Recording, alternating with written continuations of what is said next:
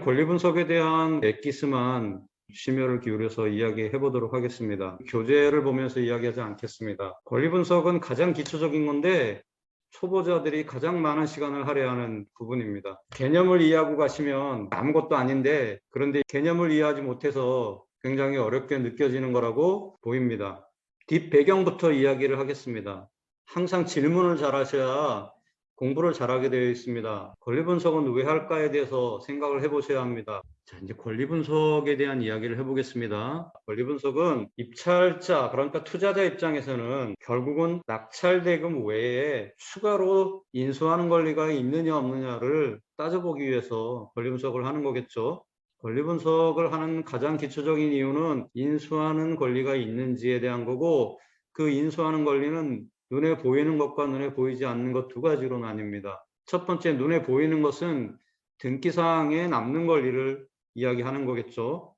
등기에서 권리가 살아남는지에 대한 부분은 기준권리라는 것을 찾아서 기준권리 이하 모든 권리는 다 말소된다라는 게 이게 소멸주의죠. 이 소멸주의를 이해하고 계셔야 되는데, 기준권리는 총 6 플러스 1입니다. 외워야죠. 네. 여기 적혀 있죠. 무조건 이건 외워야 돼요. 압류, 가압류, 저당, 근저당, 담보가 등기, 그 다음에 경매 개시 결정 등기, 이렇게 6개. 이 6개 중에 가장 빠르게 등기에 설정된 것, 이게 기준권리가 되고, 그 기준권리 이하의 모든 권리는 소멸된다, 말소된다. 이게 소멸주의죠.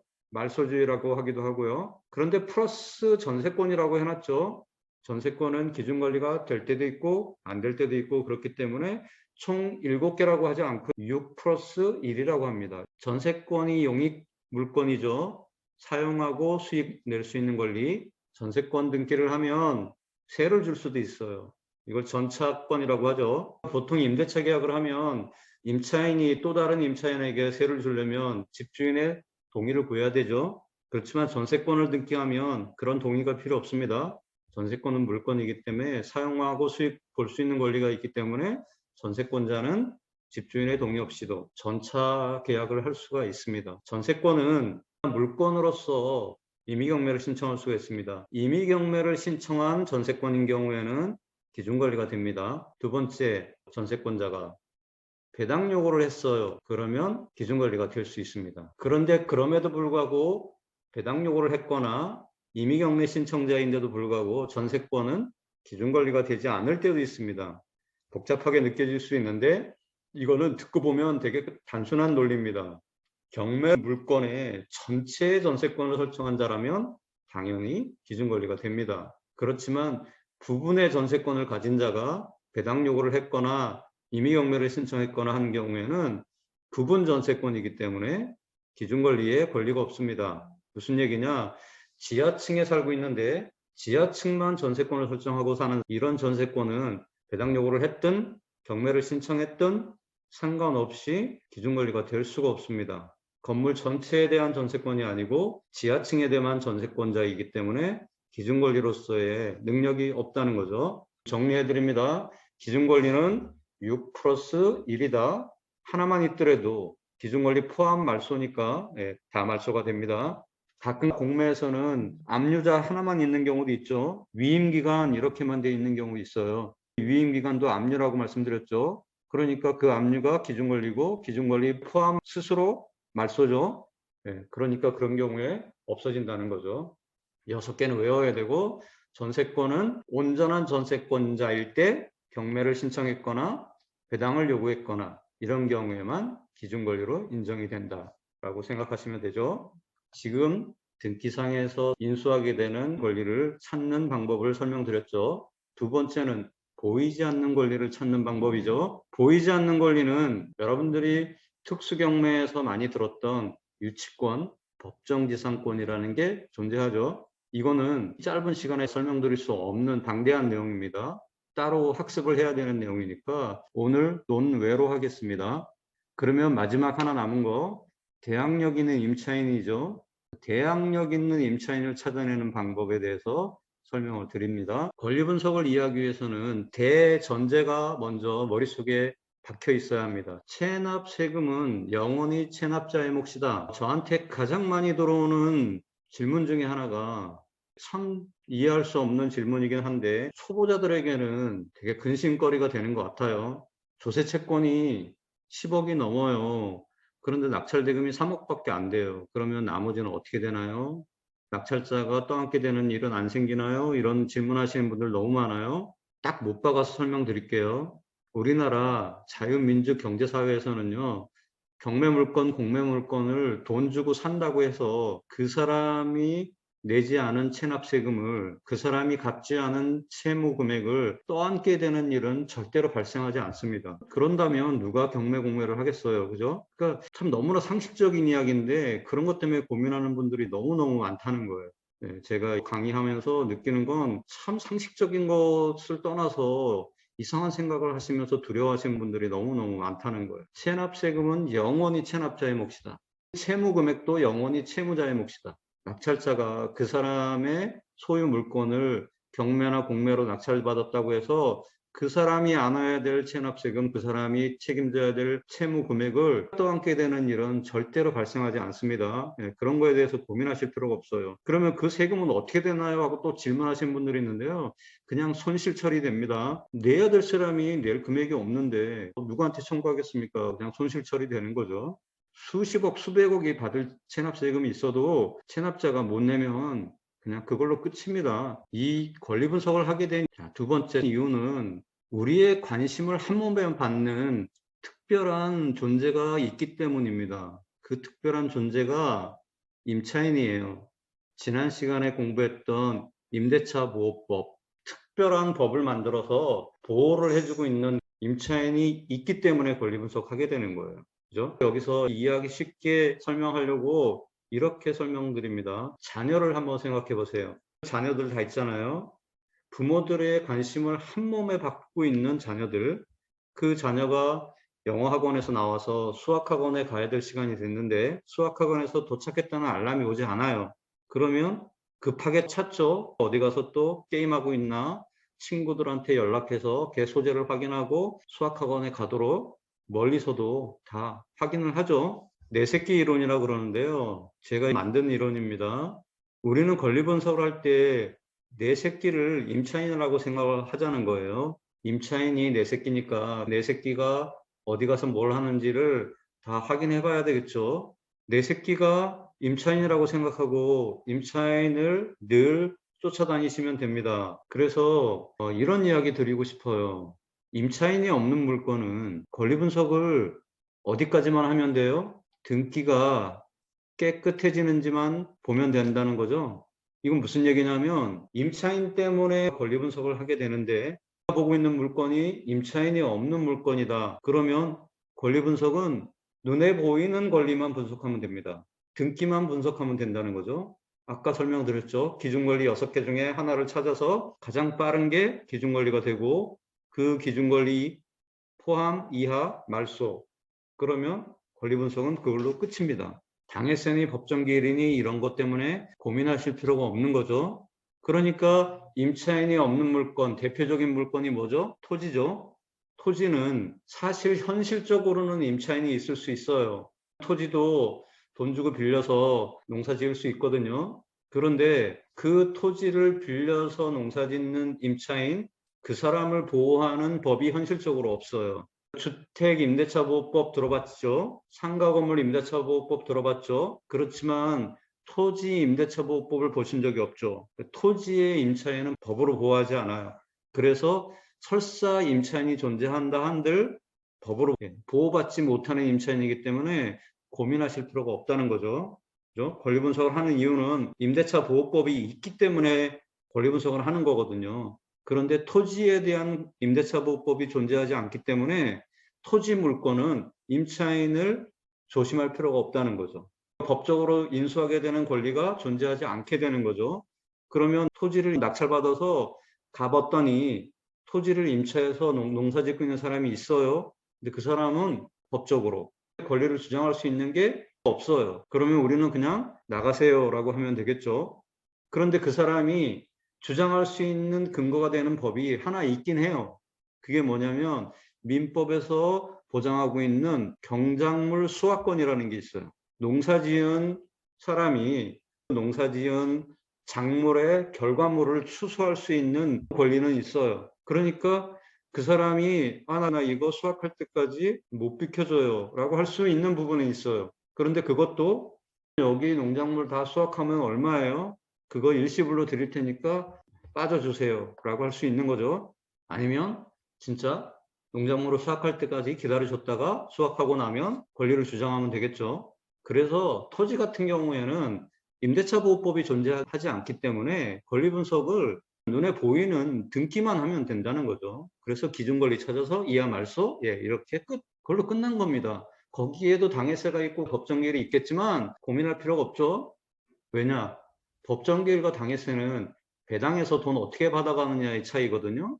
낙찰자가 낙찰 대금을 내기만 하면 끝난 거고 그걸 자기네끼리 어떻게 찢어갔던지 관심이 없어도 되죠. 당해세나 법정기일을 관심을 가지는 이유는 계약력을 갖춘 임차인이 배당에 가서 얼마를 받는지가 알고 싶기 때문이에요. 내 새끼가 얼마를 받는지 알고 싶은 거죠. 쉽게 한번 설명드려 볼게요. 학예를 한다고 칩시다. 내 새끼가 무대에 나와서 율동을 하지 않는데요. 그러면 그 율동하는 애들 앞에 앉아 사진 찍고 꽃다발 갖다 주고 할 일이 없죠. 내 새끼가 안 나오는 무대에 무슨 관심이 있겠어요. 그죠? 똑같습니다. 내 새끼인 임차인이 배당에 안 갔어요. 그러면 그 배당을 궁금해 하실 필요가 없습니다. 내 새끼가 달리지 않는 100m 달리기 결승선에 가서 지키고 있을 필요가 없죠. 내 새끼가 안 뛰는데 뭐 결승선에 가서 그걸 지키고 있겠어요. 그죠? 아무 의미가 없는 거죠. 똑같은 의미로 생각하시면 됩니다. 우리의 관심을 한 몸에 받고 있는 내 새끼인 임차인이 배당에 관여하지 않아요. 그리고 아예 임차인 자체가 존재하지 않아. 새끼가 없어. 그러면 학교에든 운동에든 관심 없죠. 똑같게 생각하시면 돼요. 그래서 사실 권리 분석을 해야 되는 물건들은 극소수로 좁아집니다. 임차인이 있는 물건. 거기다가 그 임차인이 배당에 갔어야만 해. 임차인이 배당에 안 갔어요. 그러면 권리 분석이 너무너무 쉬워지는 거죠. 그냥 눈에 보이는 것만 분석하시면 돼요. 등기만. 등기 깨끗해지네? 그럼 그걸로 끝. 그런데 돈이 되는 물건은 사실 임차인이 배당에 가 있거나 아니면 임차인이 배당 신청을 했거나 이런 물건이 돈이 되니까 할 수 없이 공부해야 돼요. 그렇지만 공부해야 될 것과 안 해야 될 것을 정확하게 나누는 개념 분리는 돼야 된다는 거죠. 이게 개념 분리가 안 돼 있으면 안 해도 되는 권리 분석을 하고 있다는 거죠. 아무 물건이나 다 그냥 당해서 따지고 법정기일 따진다는 거예요. 그 의미 없는 짓을 하고 있는 거죠. 자, 그러면 정리해드립니다. 임차인이 있는 물건만 눈에 보이지 않는 권리를 분석해야 된다. 그건 결국 배당까지 가봐야 된다는 거죠.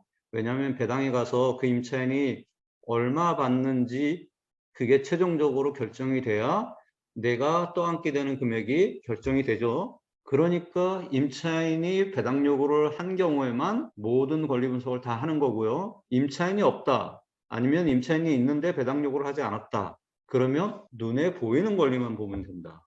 눈에 보이는 권리는 등기 권리다. 등기에서 남는 권리가 있느냐? 이것만 보면 끝난다는 거죠. 자, 이제 큰 그림을 하나 그려드렸고요. 두 번째, 임차인이 있어요. 그리고 임차인이 배당 요구를 했어요. 이런 경우에 다시 한번 보자는 거예요. 권리 분석은 임차인을 위해서 한다고 그랬죠. 그러면 그 임차인을 보호해주는 법이 임대차 보호법이라고 설명을 드렸고요. 지난주에 그 임대차 보호법을 설명을 드렸어요. 그런데 오늘은 그 임대차 보호법이 어떤 식으로 만들어졌는지 한번 설명을 드리고요. 그 법이 만들어지면서 법조인들이 가지고 왔던 개념이라는 게 있어요.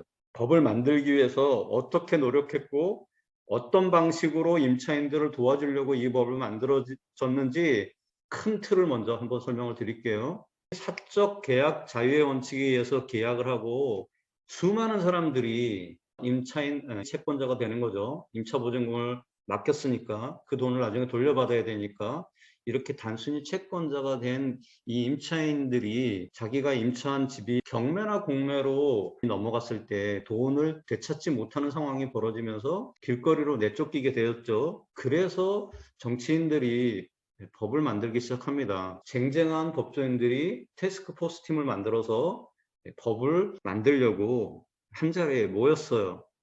이들이 제일 먼저 생각해야 한 거는 임차인이 가진 권리가 너무 허술하잖아요. 그죠? 채권이잖아요. 그러니까 이 허술한 권리를 강력한 권리로 만들어야 되겠다는 생각을 했는데, 그 강력한 권리라는 게 민법에서 물권 법정주의로 물권들에게 준 대항력이죠.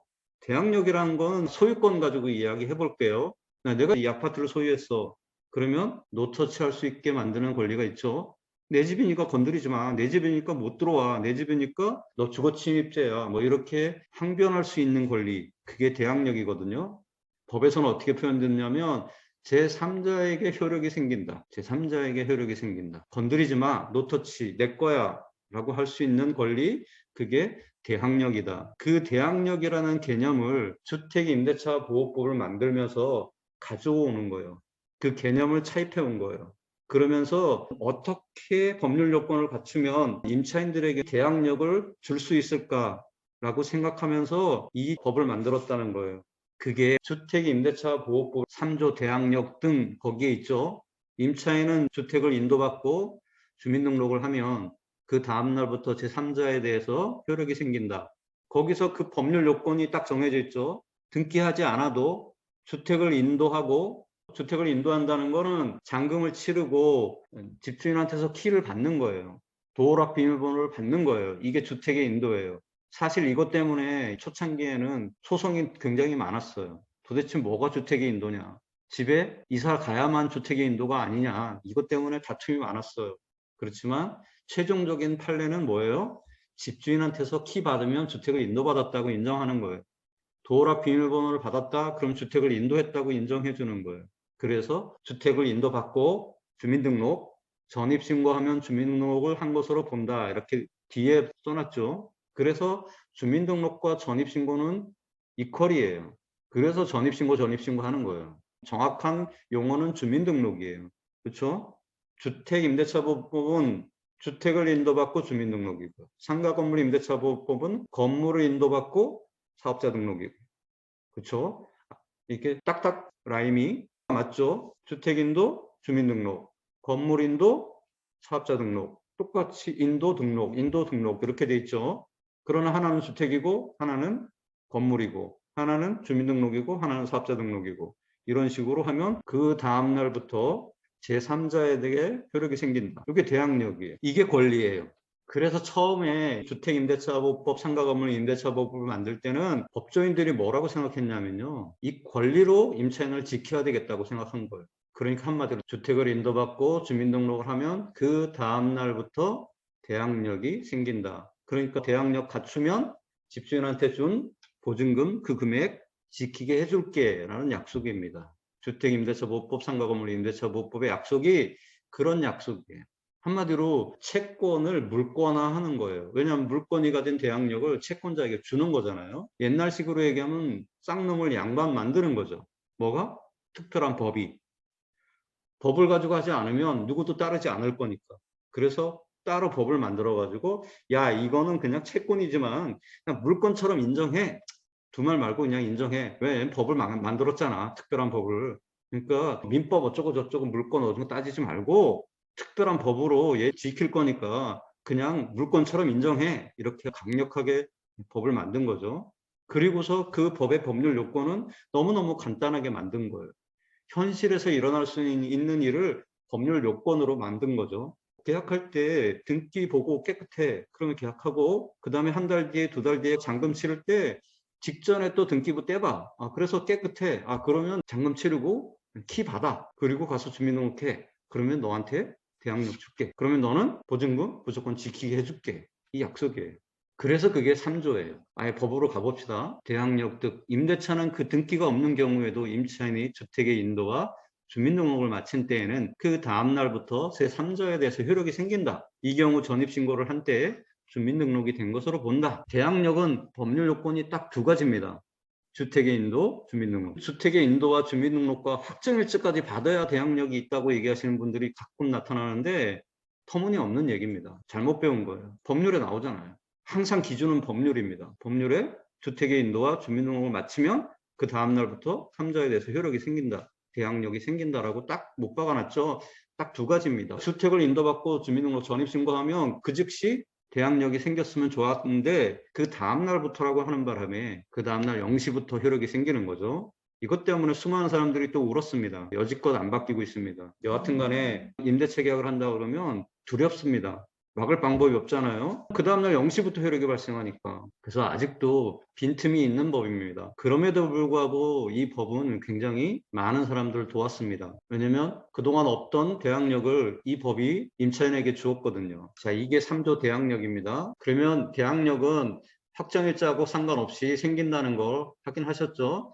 주택을 인도받고 주민등록을 하기만 하면 그 다음날부터 대항력이 생긴다. 이게 핵심입니다. 이게 권리예요. 이걸 권리로 지켜내려고 했던 거예요. 자, 예를 들어 봅시다. A라는 사람이 공인중개사의 도움을 받아서 아파트를 봤어요. 그 집이 마음에 들어요. 그래서 계약을 합니다. 계약하기 전에 정상적인 공인중개사라면 당연히 매도자의 신분증 확인하고 아파트의 등기를 떼서 소유자를 확인시켜주죠. 그 다음에 등기가 깨끗합니다라고 소개를 해주죠. 이렇게 해서 계약서를 작성하고 계약금을 입금을 하게 되겠죠. 여기까지 문제 없습니다. 한 달 뒤에 잔금 치르기로 했어요. 한 달 뒤에 만나서 잔금 치릅시다 이렇게 될 때 직전에 다시 등기부를 열람해서 보여주게 돼 있죠. 등기를 열람해서 보니까 등기가 깨끗해요. 그러면 그때 잔금 치르고 키 받으면 되죠. 그리고 즉시 가서 주민등록을 하면 되죠. 주민등록이라는 건 전입신고라고 말씀드렸죠. 전입신고를 하면 계약서 주세요. 확정일자 찍어드릴게요 하면서 확정일자까지 찍어주죠. 이게 보통의 순서입니다. 그렇지만 대항력은 전입신고를 하는 순간 법률 요건이 갖춰진 거고 효력은 그날 밤 0시부터 효력이 발생하는 거죠. 이렇게 권리를 취득한 거죠. 이걸로 임차인은 자기 보증금을 지킨 거예요. 그럼 뭐야? 이걸로 끝나는 건데 왜 확정일자 우선변제권이라는 게 생겼냐? 확정일자 우선변제권은 뭐예요? 라고 질문하시는 분들. 법을 처음 만들 때는 이 확정일자 우선변제권이라는 게 없었어요. 그런데 법을 만들어 놓고 이 계약력 권리로 임차인을 지켜주려고 했는데 한동안 잘 지켜졌어요. 그런데 사회가 복잡다단해지면서 이 권리로만 지킬 수 없는 상황이 벌어지기 시작하는 거예요. 예를 들면 이런 겁니다. A 임차인이 역세권 2정거장 밖에 있는 아파트에 세를 들어 살아요. 자기 아파트의 시세는 4억입니다. 거기에 2억 주고 세를 살고 있어요. 근데 아침마다 마을버스 2정거장 가는데 시달리는 게 너무너무 싫어요. 그래서 역세권으로 이사 가고 싶어요. 역세권은 아파트가 시세가 5억이고 세가 3억입니다. 어느 날 갑자기 1억이 생길 리가 없잖아요. 2억으로 여길 가고 싶어요. 현실적으로는 없죠. 그렇지만 욕심이 생겨요. 그래서 역세권 아파트 근처에 있는 공인중개사한테 다 돌아다니면서 혹시 2억짜리 나오면 연락 주세요. 그런데 어느 날 진짜 기적처럼 연락이 왔어요. 2억짜리 나왔다고 빨리 오라고. 달려갑니다. 가서 보니까 너무너무 마음에 들어요.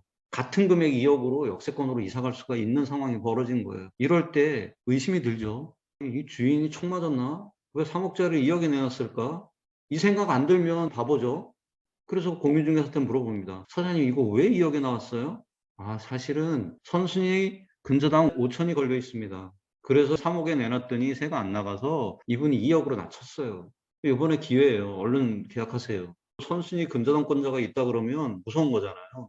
그리고 그런 것들은 임대차 들어가면 안 된다고 들은 게 많잖아요. 그래서 아유 저 그런 건 안 할래요. 그랬더니 그 공인중개사 사장님 그럽니다. 아유 한국말은 끝까지 들어봐야 돼. 잠깐 앉아봐. 내가 설명해 줄게. 그래서 주저앉힙니다. 그러면서 이분이 이렇게 설명을 합니다. 자네 이 역세권 아파트 얼마 하는지 알지? 예, 5억 하죠. 자네 알고 있네. 그러면 이게 경매 넘어가면 얼마에 팔릴까? 뭐 5억 원짜리에 팔리겠죠? 그렇지. 자네도 그렇게 생각하지. 나도 그렇게 생각해. 요즘 역세권 아파트는 시세보다 싸게 낙찰되는 일은 별로 없잖아? 그러니까 얘는 5억 이상 낙찰될 거야. 그런데 자네를 위해서 80%인 4억에 낙찰된다고 가정을 해봅시다. 자, 4억에 낙찰됐어. 그럼 선순위 근저당 5천만 원 찾아가고 나면 얼마가 남지? 3억 5천 남죠. 그런데 남는 3억 5천 중에 자네 돈 2억 가져가는 게 뭐 어려울까? 이렇게 얘기합니다. 이 임차인이 아무리 생각해도 그 말이 맞아요. 간당간당하게 2억 5천 남아가지고 내 돈 2억을 받아오는 게 아니라 1억의 여유가 있이 3억 5천이 남는 거예요. 전혀 문제될 게 없을 것 같잖아요. 그래서 계약을 합니다. 여기서 중요한 건 뭐예요? 주택임대차보호법이 누구를 도와주려고 했던 거예요? 선순위 임차인을 도와주려고 만든 법이죠. 그런데 이런 식으로 자기가 2순위인지 알면서 계약하는 사람들이 막 늘어나기 시작한 거예요. 그러니까 법이 원래 취지를 벗어나는 사람들을 또 보호해야 되는 상황이 벌어진 거예요. 아, 이거 권리로만 보호할 수 없는 상황이 벌어지네. 그러면 이들이 머릿속으로 생각했던 그 배당 순서, 그게 확실하게 정해지도록 법으로 보호의 문구를 하나 만들어 넣어야 되겠다. 그렇게 해서 만들어진 게 3조의 2예요. 3조에서 4조로 넘어가지 않고 3조의 2가 생겼다는 얘기는 법을 새로 만들어서 끼워 넣었다는 얘기죠. 그래서 애초에 대항력으로 지켜주려고 했던, 권리로만 지켜주려고 했던 이 주택임대차 보호법이 너덜너덜하게 3조의 2, 3조의 3, 3조의 4 이렇게 5, 6까지 만들어진 거죠. 막 갖다 끼워 넣은 거예요. 왜냐하면 사회가 복잡다단해지면서 이 대항력 하나로만 지켜줄 수 없는 상황이 돼버리는 거예요. 그래서 확정일자 우선변제권은 3조의 2의 2항에 나오는 겁니다. 계약 요건과 임대차 계약서 증서상에 확정일자를 갖춘 임차인은 경매 또는 공매를 할 때 후순위 권리자나 그 밖의 채권자보다 우선해서 보증금을 변제받을 권리가 있다라는 우선 변제권을 만들어 놓은 거예요. 권리로 임차인을 보호하려고 했던 법이 권리로 보호할 수 없는 계약자들이 막 생기면서 그들마저 보호하기 위해서 우선 변제권이라는 권리를 또 차입해 온 거죠. 이 우선 변제권도 물권자들이 갖는 권리잖아요. 근저당권 설정한 사람이면 우선 변제권이 생기죠. 가등기 납부권자 우선 변제권 생기죠. 물권자들이 갖고 있는 그 우선 변제권, 이거 어디서 써먹는 거예요? 배당할 때 써먹는 거죠. 선순위 5천만 원이 있는 아파트에 2순위로 들어간 임차인이 머릿속으로 생각했던 그것 4억에 낙찰된다면 5천만 원이 근저당이 먼저 가져가고 3억 5천 남는 것 중에 내 돈 2억 찾아오는 거, 머릿속으로 생각한 그게 배당이잖아요. 그렇죠? 그 배당을 보호법에 녹여낸 거예요. 100m 달리기 어린애들이 오잖아요. 그러면 선생님들이 도장 들고 서 있다가 1등 들어오면 1등 손목에다 1등 찍어주고 2등 들어오면 2등 찍어주고 3등 들어오면 3등 찍어주잖아요. 도장 찍어주잖아요. 똑같은 거예요. 너 1등 아닌 계약을 했어? 그럼 2등이지. 그럼 2등이라는 걸 내가 확인시켜 줄게 하고 확정을 찍어주는 거예요. 나중에 손목에 1등 도장 선생님 보여주면 상품 주죠. 근데 여기서는 어떻게 돼요? 2등이야 라고 계약서에다가 확정일자를 딱 찍어가지고 가져가면 나중에 경매계에서 아, 너 2등이구나. 너 2등으로 배당해 줄게. 이렇게 된다는 거죠. 그러니까 확정일자는 배당에서만 써먹는 거예요. 전입일자는 어디서 써먹었다고요? 권리에서 써먹었잖아요. 이렇게 개념이 완전히 다르다는 거예요. 권리로 보호받느냐 아니면 배당에 가서 내가 받는 권리로 내 보증금을 지킬 거냐, 이 두 가지의 차이가 있는 거예요. 그러니까 이게 투 트랙으로 간 거예요. 처음에는 원 트랙이었죠. 이 법을 만들어서 권리로만 지켜주려고 했어요. 1등으로만 계약해. 그러면 네 보증금 무조건 지켜줄게. 이게 주택임대차보호법의 시작이에요. 그런데 1등으로 계약하지 않는 사람들이 많이 나타나니까 어쨌든 그들도 보호해야 되잖아요. 1등으로만 계약하면 이 법으로 지켜줄 수 있는데 자기가 1등이 아닌 걸 알면서도 계약하는 사람들이 막 우후죽순으로 생기는 거예요. 그러니까 할 수 없이 배당 순서를 확정시켜주는 3조의 2라는 법을 새로 만들어서 갖다 집어넣은 거예요.